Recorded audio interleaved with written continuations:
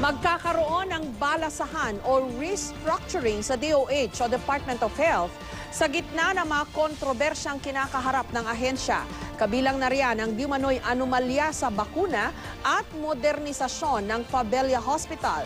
Pero paglilinaw ni Acting DOH Secretary Janet Garin, walang kinalaman ang balasahan sa mga investigasyon. May report si Pia Arcangel. Mawawala na raw ang mga titulong Assistant Secretary o ASEC kina Dr. Eric Tayag, Dr. Jimmy Lagahid at Dr. Roland Cortez ng DOH. Pero parte daw ito ng pagsasaayos ng organizational structure ng departamento at wala raw kinalaman sa investigasyon ngayon sa DOH.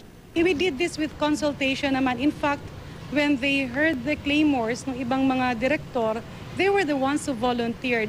ASEC Eric Tayag was the one who volunteered to me. Natanggalin na lang yung ASEC for the meantime. Kung ganun din si Dr. Roland Cortez, he called me up.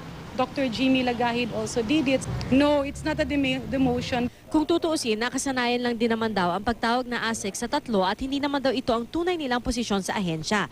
Si Tayag ay nadawit sa isyung pagbili ng pneumococcal conjugate vaccine o PCV-10 sa halip na PCV-13 kahit daw hindi ito ang inirekomenda sa DOH. Hindi pumasok sa opisina si Tayag ngayong araw. Pero sa isang text message, sinabi ni Tayag na magsasalita rin siya sa tamang panahon. Wala pa rin pahayag sina Lagahid na nagsilbing Executive Assistant ni ONA at Dr. Cortez na kasalukuyan ding direktor ng East Avenue Medical Center.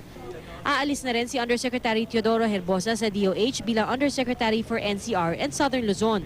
Kilala siyang malapit kay ONA. Ibabalik siya sa teaching position sa UP College of Medicine. Whatever is assigned to me, I still have to, I serve at the pleasure of the President. He's really from UP.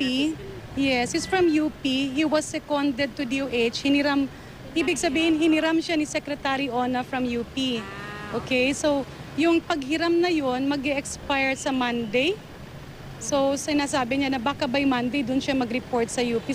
Prerogatibo ng isang acting secretary ang pagpapalit ng matauhan sa kanyang kagawaran at ayon kay Acting Health Secretary Janet Garin, tanging layunin ng kanyang opisina ay tiyakin na naisasagawa ng maayos ang mga investigasyon sa mga umano'y anomalya sa DOH at siya raw mismo handang bumaba sa pwesto kung kinakailangan. Sa investigasyon naman, kaugnay ng bakuna, lumalabas daw na ginamit ng tama ang pneumococcal conjugate vaccine 10 o PCV-10 sa mga lugar na may matataas na kaso ng pulmonya sa mga batang edad 5 pababa. Kahit pa 2 taon na nakalipas bago ito na-deliver, patuloy pa rin daw ang paggamit nitong PCV-10 dahil pang 10 daw ang Pilipinas sa mga bansa sa buong mundo na may pinakamaraming kaso ng pulmonya ayon sa WHO. Kung na-distribute man ang PCV-10, wala siyang problema because nakita nyo nga, 2012 binili, nag-start siyang gamitin January 2014 kasi siniguro muna na magkaroon ng proper training before siya i-download or i-implementa. Pia Arcangel, GMA News.